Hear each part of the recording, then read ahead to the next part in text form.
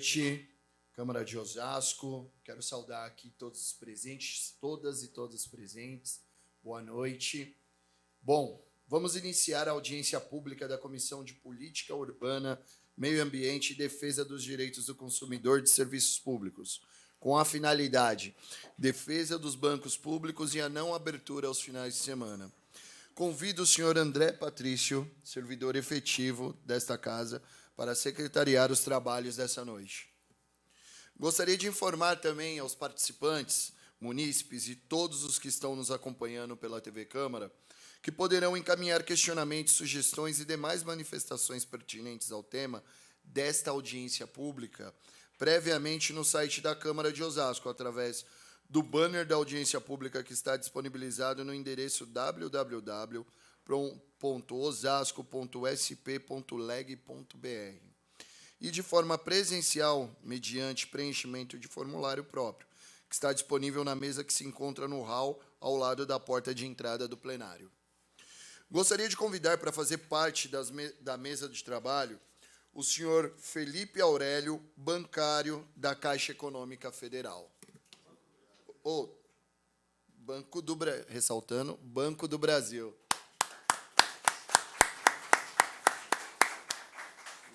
Pegaram uma peça aqui. Ah, tá.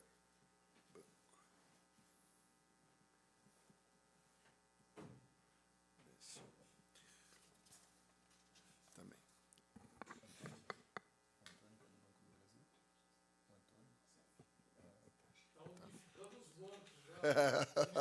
Já começou. Antônio Cordeiro, bancário do Banco do Brasil. Da Caixa?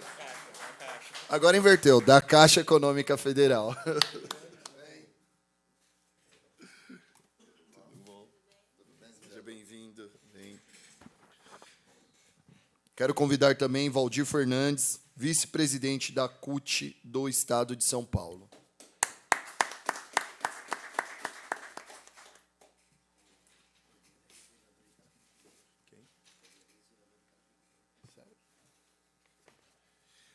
Quero ressaltar também que o Antônio Cordeiro, além de estar como bancário da Caixa Econômica Federal, foi vereador de Carapicuíba, mas quem foi vereador uma vez continua sendo sempre. Seja bem-vindo. Só 5, gente. Presentes ainda nessa audiência, eu quero saudar Pamela Reis, Sindicato dos Bancários. É isso, Pamela? Cadê? Uma saidinha.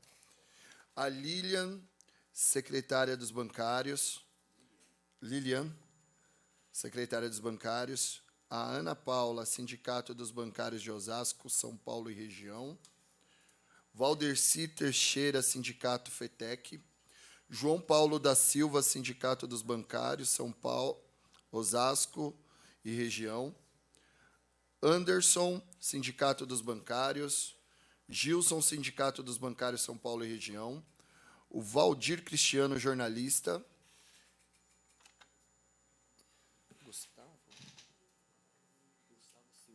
Gustavo Silva, UJB Osasco.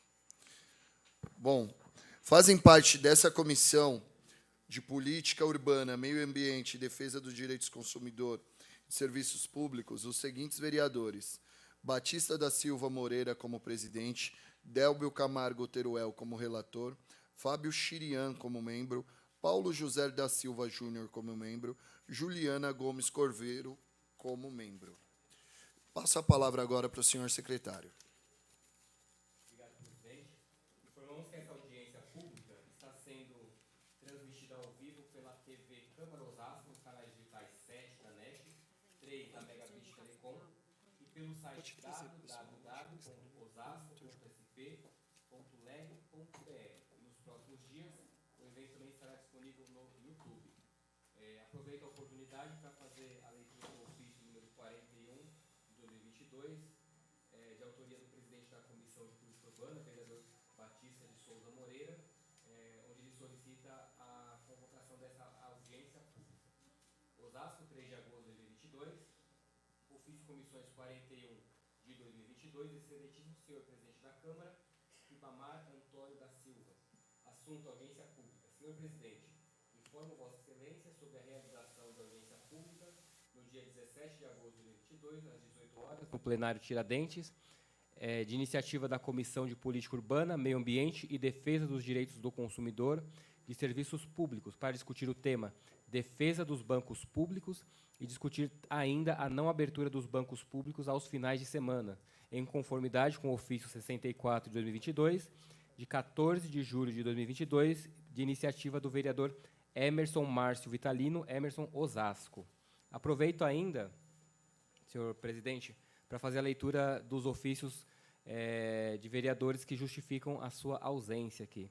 Né? O ofício primeiro que eu vou ler aqui, do vereador Batista Moreira, presidente desta comissão, ao vereador Emerson Osasco: em virtude de compromissos anteriormente assumidos, infelizmente não poderei comparecer à presente solenidade, e aproveito a oportunidade para parabenizar o nosso vereador Emerson Osasco pela proposta em realizar esta audiência pública, desejando sucesso ao evento. Leio agora a justificativa da vereadora Ana Paula Rossi. Senhor presidente, recebi com satisfação o convite para participar da audiência pública proposta pela Comissão de Política Urbana, porém, e por iniciativa do vereador Emerson Osasco, porém, infelizmente, não poderei estar presente ao evento devido a compromissos assumidos anteriormente. Respeitosamente, vereadora Ana Paula Rossi. Eu gostaria também de aproveitar para agradecer aos vereadores que participam online, né, acompanham a nossa audiência pública na noite de hoje, e, igualmente, reforçar a todos aqueles que participam pela internet, pelo canal no YouTube, Facebook ou ainda no site da TV Câmara, que possam enviar as suas perguntas através do link disponibilizado em cada uma dessas plataformas, e a todos os presentes, querendo, preencham um formulário próprio para perguntas que, ao final da audiência, serão formuladas e lidas aqui no nosso plenário. Senhor presidente, eram os ofícios e os recados que eu tinha a dar. Muito obrigado, senhor secretário. Seguimos ainda com essa audiência pública. E agora eu quero convidar, né, para fazer uso da palavra e colocando a tribuna à sua inteira disposição, o senhor Felipe Aurélio, por 10 minutos.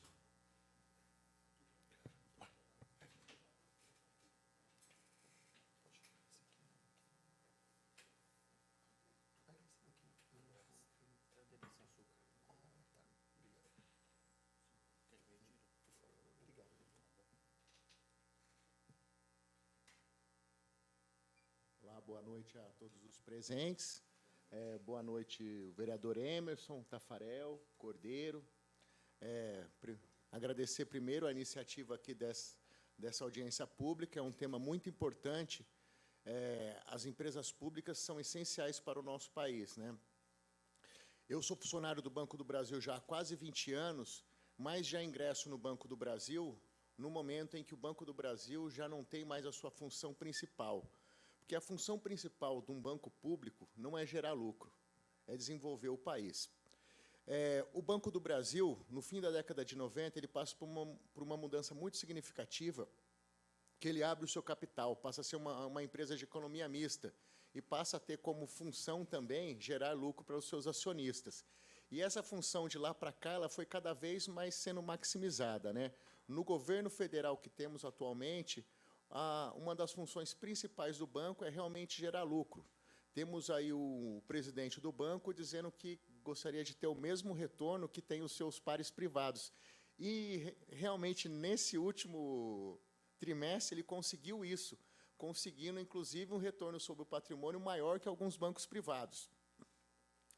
Mas, como eu disse já, a função de um banco público não é gerar lucro, é desenvolver o país. E como o Banco do Brasil pode fazer isso? Principalmente oferecendo crédito a baixo custo.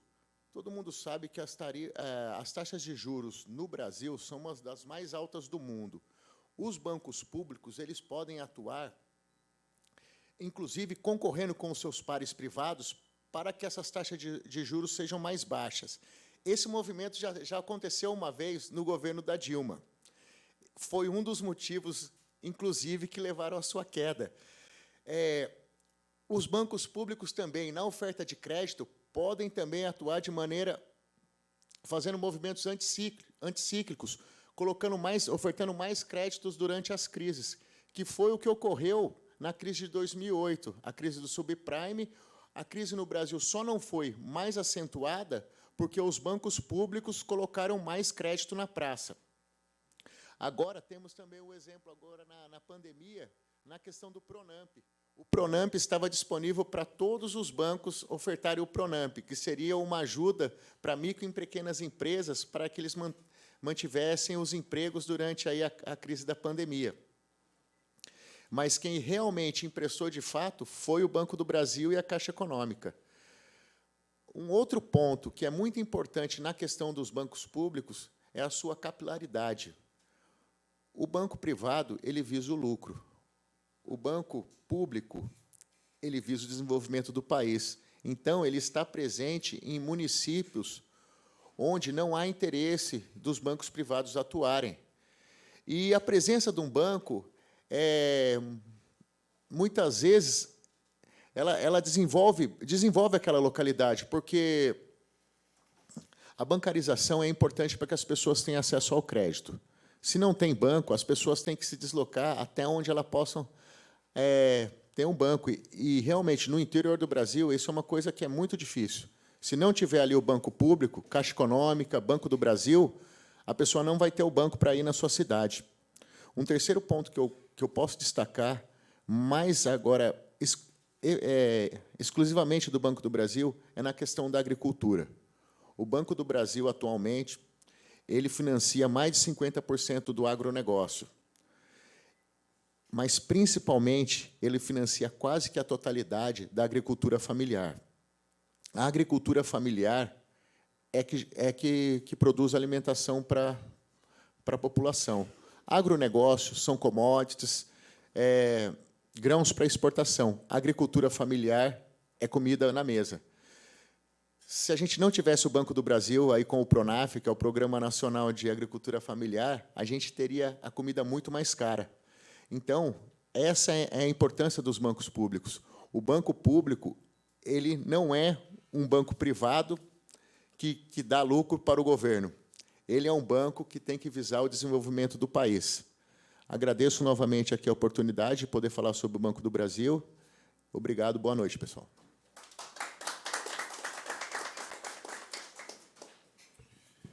Nós que agradecemos, Felipe, pela fala, né, e pela aula aqui, é muito importante, né? Pô, lembrar que você entrou no banco, então, quando eu tinha 10 anos, né? E pegar uma mudança dessa, tão significante, né? Pensar que a real finalidade que o banco foi criado ao meio do tempo da sua criação, ela é mudada a fim de ter lucro, ou seja, a fim de tirar mais ainda do trabalhador sofrido, cara, é surreal. Porque quem procura os bancos, na maioria das vezes, é quem está necessitando e é a população mais carente. Obrigado, viu? E parabéns pela fala. Valeu. Continuando, eu quero também convidar o senhor Antônio Cordeiro para fazer uso da palavra, colocando a tribuna à sua inteira disposição por 10 minutos.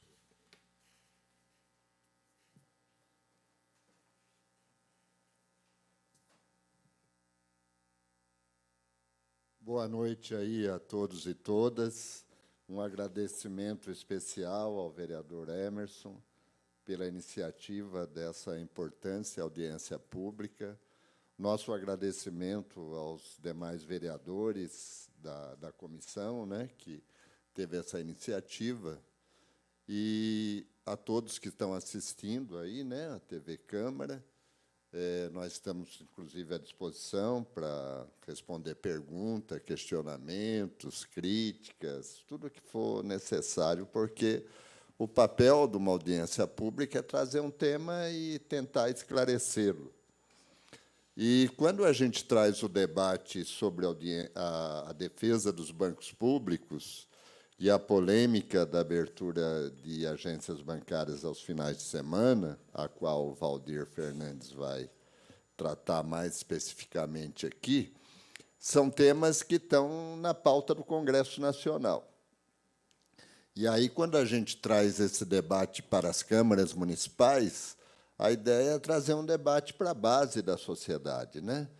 porque o vereador é que está no dia a dia, né? Que está no bairro, que está nos locais de trabalho, que está no comércio, está circulando e consegue entender as demandas da população. Então, mais uma vez, vereador Emerson, parabéns pela iniciativa, tá? Um tema do qual o Felipe já deu uma informação inicial sobre o Banco do Brasil. Eu sou empregado da Caixa Econômica Federal há 16 anos, né?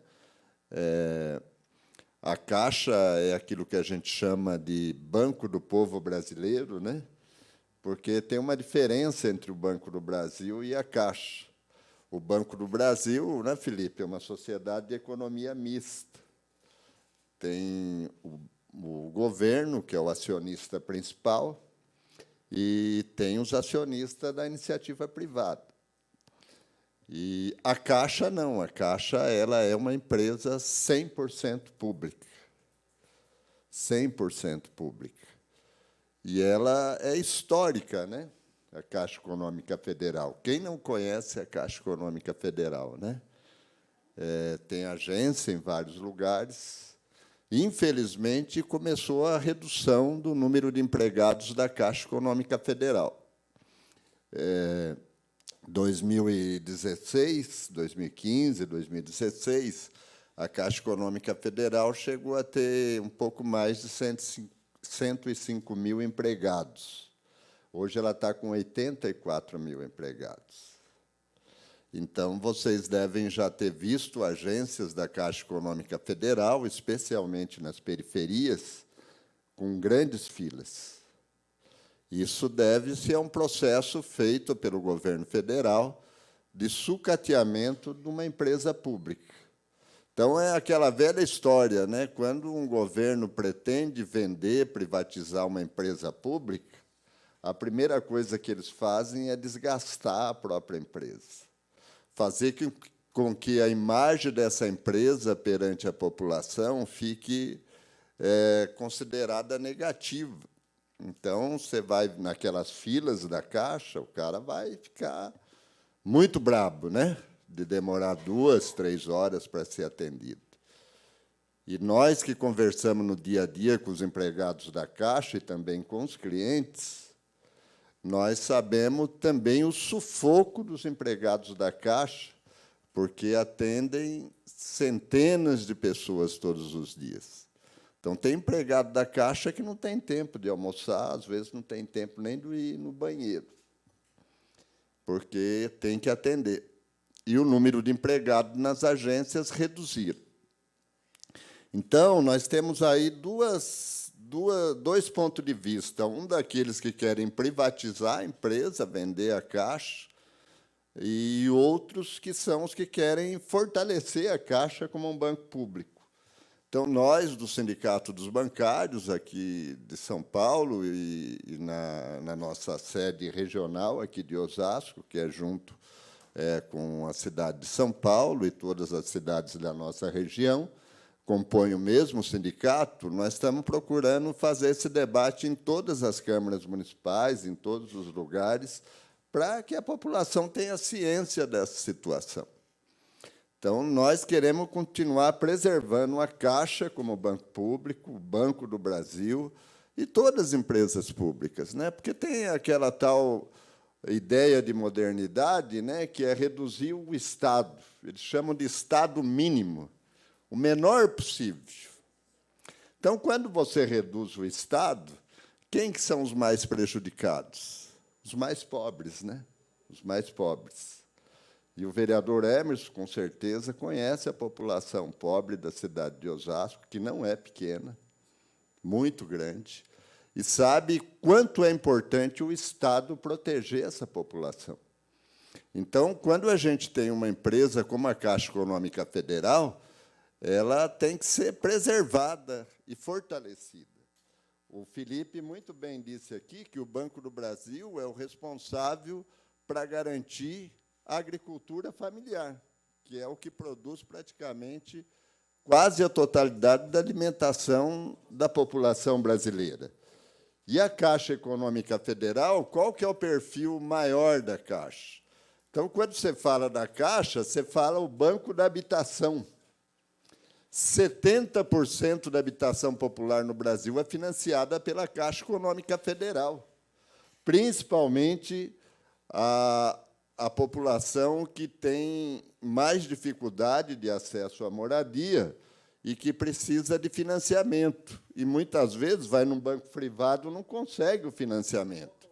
Então, a perspectiva nossa é que a Caixa amplie cada vez mais a habitação popular. Nós temos um projeto muito importante, que durou muitos anos, que foi o programa Minha Casa Minha Vida, desde o início do governo Lula, que promoveu milhões e milhões de moradias e atendeu muita gente no nosso país. Agora mudaram para um programa chamado Casa Verde e Amarela, né, que, infelizmente, ainda não disse ao que veio, ainda atende uma pequena parcela da população brasileira. Então, nós achamos que um dos objetivos fundamentais, e é da Caixa, é aprofundar cada vez mais o acesso à moradia.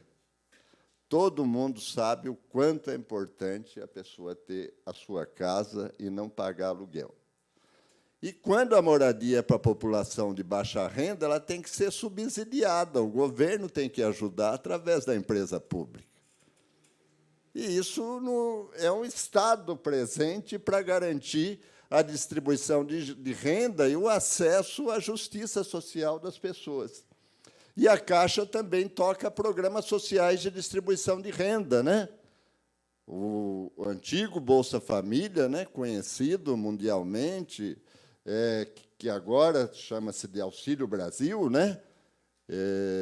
Nós achamos que deve se transformar num programa de renda mínima permanente, que as pessoas pobres, necessitadas, que precisam de amparo do Estado, tenham uma renda garantida pelo Estado. E é a Caixa que faz isso, que toca esse programa social. Assim como o saneamento básico, financiamento estudantil, e vários outros programas sociais, o Fundo de Garantia de Tempo de Serviço, tal. Então, a Caixa ela é estratégica, ela é importante. Nós estamos hoje aqui reforçando a defesa. O Felipe falou do Banco do Brasil, eu estou falando da Caixa.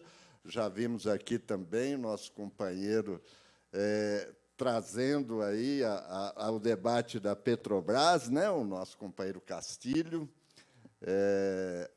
E o debate é esse, é defender a presença do Estado através das empresas públicas, essas empresas distribuindo renda, justiça social, e, por isso, a Caixa tem esse papel estratégico. Então, agradecemos mais uma vez o vereador Emerson, os vereadores da comissão que tomaram essa iniciativa, e o Sindicato dos Bancários está à disposição de esclarecer, fazer reuniões nos bairros, voltar à Câmara Municipal, se for necessário, para fortalecer essa ideia. A empresa pública ela é muito importante para o povo brasileiro, especialmente para a população mais pobre e que mais precisa.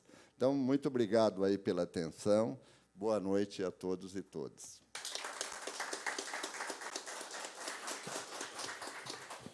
Novamente agradecer, senhor Antônio, por essa grande fala, né? E importante também e trazer a lembrança do que é a Caixa Econômica na vida dos brasileiros, né? O que é o banco público na vida dos brasileiros, o que o banco público pode fazer pela vida dos brasileiros, o que a gente depende de incentivos para que a gente tenha um desenvolvimento social e econômico no nosso país. Muito, mas muito obrigado mesmo, senhor Antônio. Bom, continuando a nossa sessão, eu quero... Nossa sessão não, nossa audiência pública. Quero convidar aqui para fazer parte com a gente o senhor Alexandre Castilho, para sentar aqui conosco, né?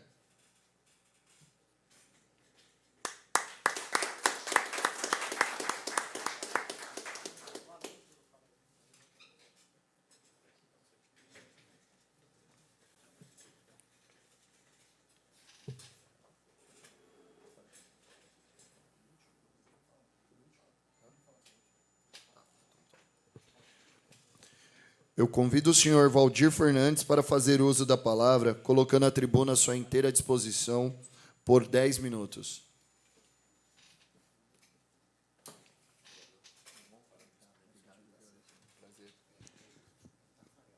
Boa noite a todos Mais os presentes. conhecido como Tafarel. Boa noite a todos os presentes, boa noite ao pessoal que está acompanhando a gente pela internet. Agradecer aqui ao vereador Emerson por essa audiência e dizer para vocês que eu fui procurado lá na CUT, no sindicato, pelo vereador porque ele se sentiu incomodado, né, sobre essa questão dos bancos públicos e dialogamos e prontamente, Emerson, quero aqui agradecer em nome dos sindicatos bancários e da Central dos Trabalhadores essa pronta resposta sua em fazer essa audiência pública, né. Dizer que a categoria bancária ela está em campanha salarial e o Felipe aqui, o nosso representante da executiva, né, Felipe, está sempre presente aí e saiu de Santana de Parnaíba para participar dessa audiência pública. O Cordeiro, Emerson, é um grande professor nosso, né, sempre ensinando a gente, é um grande guerreiro e também morador aqui de Carapicuíba, muito nos ensina aqui. O nosso amigo aqui, o André, Patrício, né, André? Muito obrigado por acompanhar essa audiência. E o Castilho, que prontamente também atendeu a solicitação de fazer a defesa das empresas públicas, né? E é importante que o pessoal que está acompanhando a gente pela internet ajude a compartilhar nas suas redes sociais, porque hoje em dia é muito importante isso, né? As redes sociais chegam onde a grande mídia não chega. E, infelizmente, a grande mídia não dá a devida importância a essas audiências públicas, né? Mas, falando um pouco sobre a questão dos bancos públicos, olha só, uma pesquisa rápida que você consegue fazer pela internet, hoje o Brasil ele conta com mais de 187 empresas públicas. Dessas 187, 46 são diretas com a União. É o Banco do Brasil, é a Caixa Econômica, é a Petrobras, é a Eletrobras, são várias empresas públicas que se interligam. E essas empresas públicas, vereador, somente no ano de 2019, ela trouxe para a União um lucro de 111 bilhões. 111 bilhões, olha que número interessante. Então, é importante ter empresas públicas, que essas empresas, inclusive, pautam a questão do mercado. Já vista a Petrobras. Hoje nós estamos vivendo um grande debate sobre a questão da gasolina, e a Petrobras tem uma importância grande. Inclusive, a Petrobras conseguiu, né, Castilho, depois na tua fala, conseguiu achar, lá no nosso pré-sal, petróleo, né? É uma coisa muito boa. Então, assim, a tecnologia da Petrobras é muito grande. E, principalmente, falando de bancos públicos, vereador, existe um apelo muito grande, existe um projeto de lei, desde 2019 em Brasília, se eu não me engano, o projeto 1043, do deputado Davi Soares, se eu não me engano, se não falha a memória, do Rio de Janeiro. Ele entrou com um projeto de lei obrigando os bancos a abrirem aos sábados e domingos, não é só sábado. E, para nós, existe um grande risco. Por que o risco? Primeiro, puxando para a realidade do bancário. O bancário ele trabalha de segunda a sexta, inclusive de segunda a sexta nós temos o risco, né, Cordeiro, de assalto nas agências bancárias. Hoje, as agências bancárias, temos aqui o Itaú, né, Daniel? O Itaú está tirando as portas de segurança. Santander, eu tive a oportunidade de estar com o Wellington lá em Itapecerica-da-Serra, Itapecerica não tem mais portas de segurança. E o banco está trocando o vigilante, que é armado, por controlador de acesso. É um risco para a categoria bancária. De segunda a sexta, já é um período grande, e o banco faz esse atendimento à população, existe o risco do assalto, isso é muito grande. Imagina um sábado e domingo. Inclusive, vereador, o Sindicato dos Bancários, ele tem uma luta na cidade para que o dia 19 de fevereiro seja feriado para todas as categorias. Infelizmente, a FENABAN, eu creio que por parte dos bancos que aqui estão instalados também, entrou com um processo pedindo para que a categoria bancária trabalhasse no 19 de fevereiro, contrapondo o aniversário da cidade, que dia 19 é aniversário da cidade de Osasco. Já tentamos dialogar aqui com a Câmara Municipal para que esse projeto de lei, né, fosse instituído para toda a categoria. E hoje os bancos trabalham dia 19 de fevereiro. E na primeira oportunidade que teve, não me lembro o ano, eu posso levantar e passar para a sua assessoria para você, vereador. No primeiro ano que os bancos trabalharam, era feriado na cidade, e houve um princípio de assalto à agência do Bradesco aqui. Porque não tinha movimento na cidade, João Paulo. Não tinha, o trânsito não tinha trânsito. E aqui na agência do Bradesco houve um princípio de assalto. Eu vou tentar levantar o ano e te falo. Então, existe esse risco, né? E o sindicato sempre fazendo essa defesa. Imagina um sábado, domingo, onde não tem muito mais movimento. No nosso entendimento, hoje, para você ter uma ideia, 103 bilhões de transações bancárias feitas pela internet, feitas no sistema bancário, 64% são pela internet. Então, não tem o porquê abrir agência bancária. No nosso entendimento, o banco ele visa o lucro. Nunca se viu na história mundial os bancos explorarem tanto os juros como exploram no Brasil. Basta ler o livro do professor Ladislau Dobor. Vocês vão ter uma comparação do que é o juros bancário brasileiro e o que é o juros bancário mundial.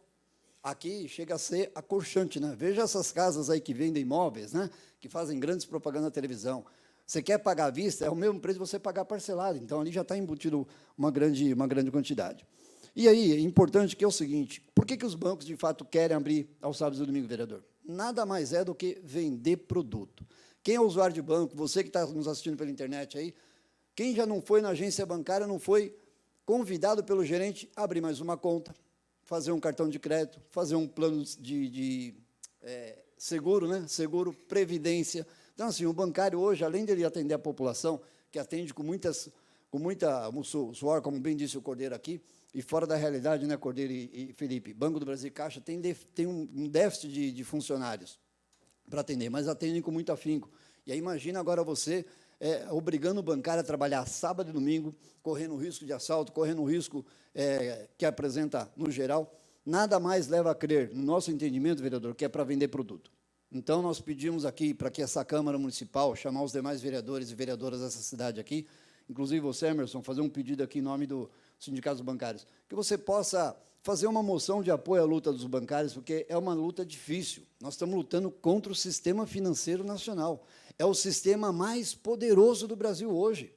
Então, vereador, se você pudesse ajudar a nossa luta, fazendo uma moção de apoio, né, João Paulo? A nossa luta contra o trabalho ao sábado e domingo vai ajudar muito, porque aqui na cidade de Osasco nós temos a matriz de um grande banco brasileiro. Isso daí influencia muito na nossa luta.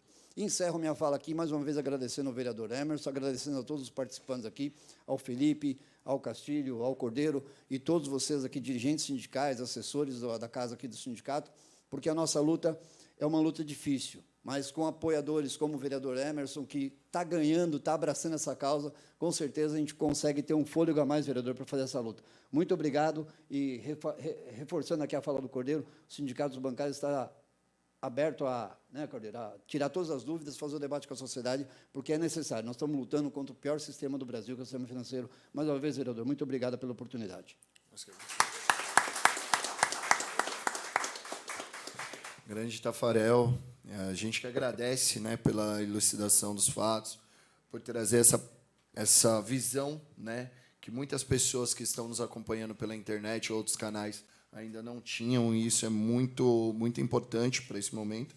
E, como já falei de pronto, né, para você, para o nosso amigo Wendel, que se encontra aqui também, contem comigo para o que vocês precisarem, estou sempre à disposição do trabalhador e trabalhadora da nossa cidade.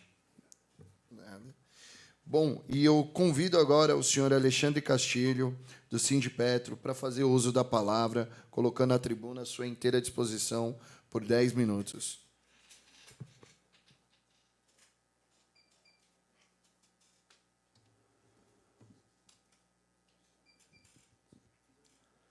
Boa noite a todas e todos que estão nos acompanhando aqui no plenário e também pela internet. Cumprimentar a mesa, parabenizar o vereador Emerson pela iniciativa dessa importante pauta, que é a defesa das empresas estatais. Cumprimentar nosso amigo Felipe, né, que fez a fala, Cordeiro, que a gente já conhece, acompanha das lutas, não é de hoje, né, Cordeiro? Cumprimentar o André, né, que dá esse apoio para a gente importante aqui na casa, e o Tafarel, que representa aqui a CUT, né, da nossa região oeste, sempre à frente das lutas. Então, é uma satisfação estar com todos vocês nesse momento, para poder falar dessa pauta importante também, de todas as estatais, o quanto é importante para a sociedade, e o papel da Petrobras. A gente precisa resgatar um pouquinho qual é esse papel da empresa. Primeiro, porque o Brasil ele era, né, antes da existência da Petrobras, importava todos os combustíveis. Era um país totalmente dependente das empresas multinacionais. Foi feita toda a luta, né, do petróleo é nosso, e a iniciativa qual foi? Construir a Petrobras como uma refinaria para que, do que a gente importar gasolina e diesel, a Petrobras começasse a produzir no mercado nacional e a gente importasse só o petróleo. Então, eu importo o petróleo cru, processo a gasolina, o diesel, o gás de cozinha e atendo o povo brasileiro da melhor forma possível, com um custo um pouco mais baixo. Por quê? Eu estou pegando o óleo cru, que é mais barato, e processando aqui no mercado nacional. E, em paralelo, desenvolvo tecnologia, gero emprego para técnicos, para engenheiros, manutenção, você cria um parque industrial nacional. Qual era o passo seguinte? Encontrar petróleo suficiente para o Brasil ser autossuficiente. Então, desde a fundação da Petrobras, na década de 50 para cá, o desafio foi, além de fazer o refino dos combustíveis no Brasil, era também encontrar o petróleo. E eis que, através do governo Lula, o que ocorreu? Empresas multinacionais desistiram de encontrar o petróleo do pré-sal. Por quê? Levava 6 meses para você fazer uma perfuração. E ainda para teste, não no volume suficiente de produção. O resultado disso era que o custo era tido como alto. E as empresas multinacionais desistiram. E ninguém mais acreditava que o Brasil seria capaz de continuar nessa pesquisa e ter autossuficiência. Eis que foi uma aposta de governo, uma decisão política de dizer, não, nós precisamos insistir nesta luta, nesse desafio, e ter o nosso petróleo. E conseguimos. Descobrimos realmente o pré-sal. Hoje, passado aí já 10 anos praticamente, 60%, o discurso que era impossível extrair petróleo do pré-sal, para hoje, a realidade é a seguinte, mais de 60% da produção nacional do petróleo já é do pré-sal. Então, aquilo que era impossível para muitos, para a tecnologia brasileira e pela vontade do povo brasileiro e pela aplicação da Petrobras, nós conseguimos encontrar uma quantidade de petróleo que garante uma autonomia para o nosso país. As reservas de petróleo que nós tínhamos antes do pré-sal era para 15 anos. O pré-sal significa 80 anos de reserva de petróleo, prevendo todo o crescimento do país por todo esse período. Então, é o ouro negro, realmente, que o pessoal fala. E a realidade, a partir daí, o que acontece? A Petrobras fez um forte investimento nas suas refinarias, desenvolveu todo um parque tecnológico, porque você tinha que extrair o petróleo, vereador Emerson, e transformar isso em riqueza para o povo brasileiro. E a política que foi implantada na época foi o seguinte, já que nós vamos produzir petróleo em grande escala, e o discurso é que o petróleo e essa riqueza pertence ao povo brasileiro, foi feita uma regra chamada de partilha, onde os royalties do petróleo, esse lucro do petróleo, não ficaria somente com as cidades costeiras, mas seria um recurso destinado para fortalecer as políticas públicas do nosso país. O que foi decidido?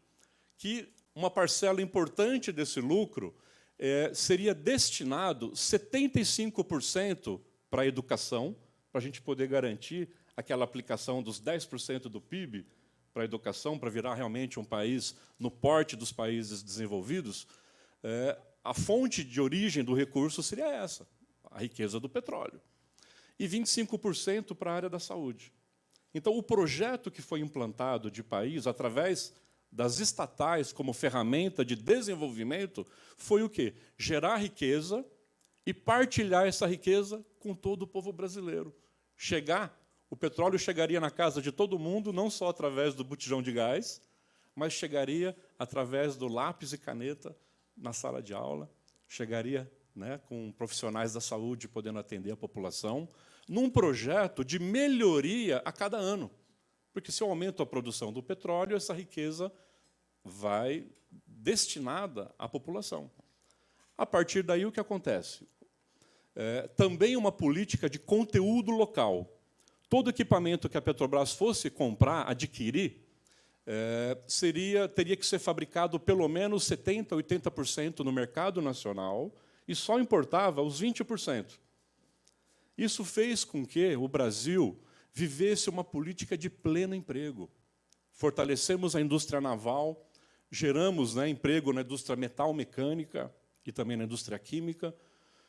Nós vivíamos o quê? Um período de 4% de desemprego, que eram valores históricos ali, recorde de uma população empregada, praticamente era uma taxa de giro da pessoa que sai do emprego para procurar outro. Então, a população brasileira estava escolhendo aonde trabalhar. Eu tinha amigos que falavam, eu não estou conseguindo fazer reforma em casa, porque o pessoal da construção civil está todo contratado nas obras da Petrobras, né, nas refinarias Brasil afora, nos canteiros de obra. E as pessoas falavam, olha, eu pedi a conta aqui que eu vou noutra empresa que vai pagar 20% a mais, 30% a mais. Então, a conversa era, onde que eu vou trabalhar para receber um pouco mais? Isso era fruto de uma política de investimento no emprego nacional.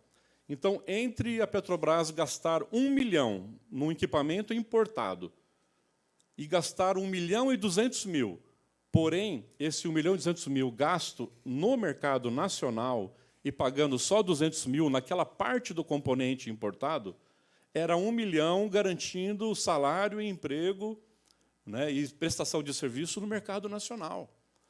Hoje, a política é de comprar da onde é o mais barato, ainda que o desemprego fique no mercado nacional e que a gente gere emprego, né, em outros países. Então, a Petrobras ela deixou, a partir da saída da Dilma, do golpe, ela deixou de ser uma empresa voltada como uma ferramenta de Estado para proporcionar geração de emprego, investimento tecnológico nas universidades e garantia de emprego através do conteúdo local. Ela mudou a sua forma de agir como sendo, hoje, uma empresa privada. Ela é uma estatal atuando como se já estivesse privatizada. Ou seja, a missão dela não é mais garantir combustível de grande qualidade a preço justo para o desenvolvimento de um país, para o desenvolvimento de um povo e de uma nação. Agora, a regra que foi feita de mudança do estatuto é o seguinte, ela tem que remunerar o melhor possível os seus acionistas, custe o que custar. A prova disso é o quê? A política de preços de combustíveis.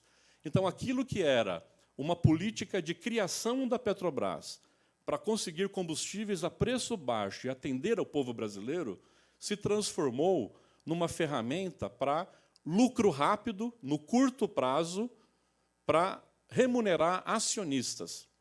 E, olha, o povo brasileiro é o maior acionista da Petrobras. É quem deveria ser privilegiado, se fosse olhar na conta, né, de quem é dono da Petrobras. É o povo brasileiro.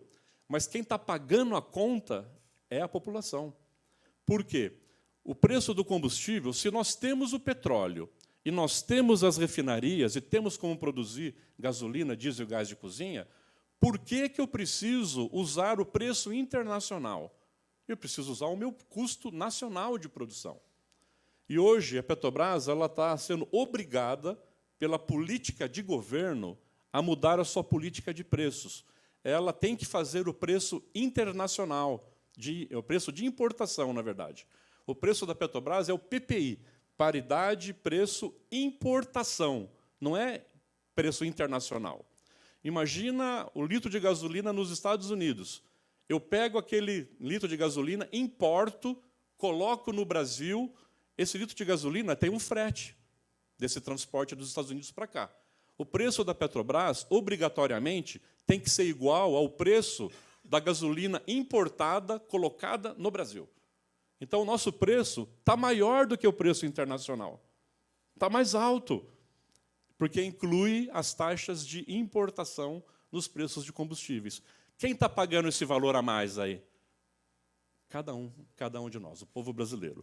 Para pagar altas taxas de lucro para os acionistas, né, minoritários e mais ligado a empresas e países, né, estrangeiros.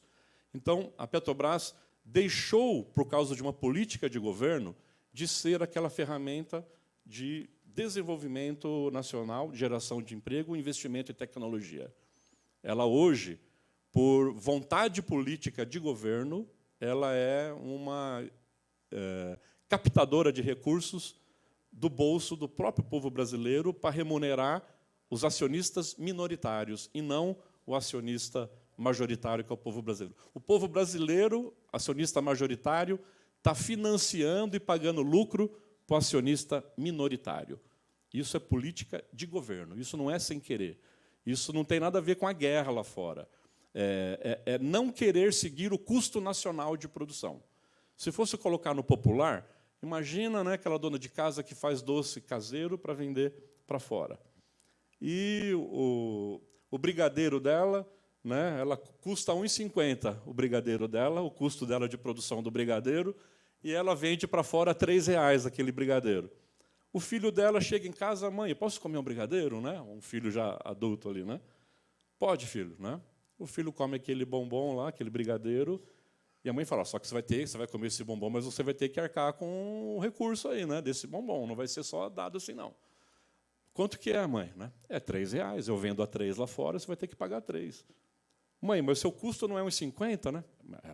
Custo é custo, preço é preço, né? A mamãe está cobrando 3 do filhinho, né? Então é isso. Então a política de governo caseira explora o próprio povo brasileiro. E isso é má vontade da política de governo que faz uma ferramenta que pertence ao povo brasileiro deixar de ser usada da forma mais adequada, como nós precisamos que ela seja feita. Então, nós precisamos fazer a Petrobras voltar a trabalhar como uma empresa estatal. Hoje, ela atua como uma empresa privada. Existe a pressão de querer privatizar. Privatizar significa nunca mais baixar o preço dos combustíveis. Sem falar que estão querendo vender as refinarias. Então, nós estamos voltando para a década de 50. O que era para ser um avanço de desenvolvimento e tecnologia está um brutal retrocesso da estrutura da Petrobras e, consequentemente, da capacidade de investimento do povo brasileiro. O meu pedido para o vereador seria o quê? Uma moção de repúdio ao PPI, a paridade de preço de importação praticado atualmente pela Petrobras, que é algo que os caminhoneiros, petroleiros e o povo brasileiro, todos nós precisamos nos levantar contra essa realidade, porque ela explora e judia do próprio povo brasileiro, né, com preços altos de gasolina, de diesel e gás de cozinha. Então, encerro aqui a minha fala dizendo que defender a Petrobras é defender o Brasil, defender as estatais é defender o Brasil e o povo brasileiro. Um forte abraço aí a todos e todas. Parabéns, Alexandre, né? Grande e importante fala, onde a gente, por todas as falas que aqui nós tivemos, entendemos que o povo brasileiro novamente foi vítima, né? Foi sabotado o futuro do povo brasileiro. Hoje, muitas políticas públicas que nós tínhamos e que poderiam ser utilizadas para os nossos filhos, nossos netos, para que o Brasil pudesse crescer cada vez mais e mais forte, onde que o povo brasileiro tivesse cada vez mais autonomia, foi sabotado em nome ao lucro dos acionistas estrangeiros. Né? Eles querem a todo custo vender tudo que é do povo, querem a todo custo explorar o nosso povo cada vez mais, mas enquanto tiver homens e mulheres iguais aos que estão aqui, pode ter certeza que isso não vai acontecer. Parabéns para todos e todas que estão aqui hoje.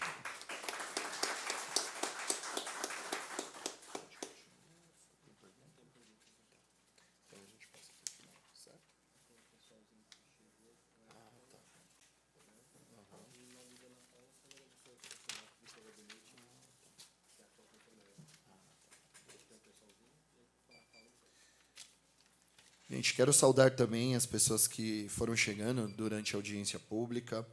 O Wellington Trava-língua. Wellington Prado, né, do Sindicato dos Bancários de SP, Osasco e Região. O Wellington D. Araújo, presidente do Fórum dos Povos Tradicionais, de matrizes africanas de Osasco. O Joelson Farias, do Sindipetro, e a Ana Paula Freire, nossa amiga que está aqui.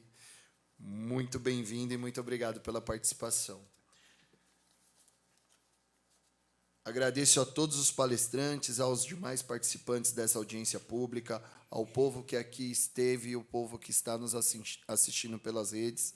Agradeço também à TV Câmara e às demais redes sociais, e todos que estavam prestigiando essa audiência pública por videoconferência. Agradeço aos servidores da Câmara que organizaram e trabalharam nessa audiência pública. Boa noite a todas e todos, e declaro encerrada a presente audiência pública.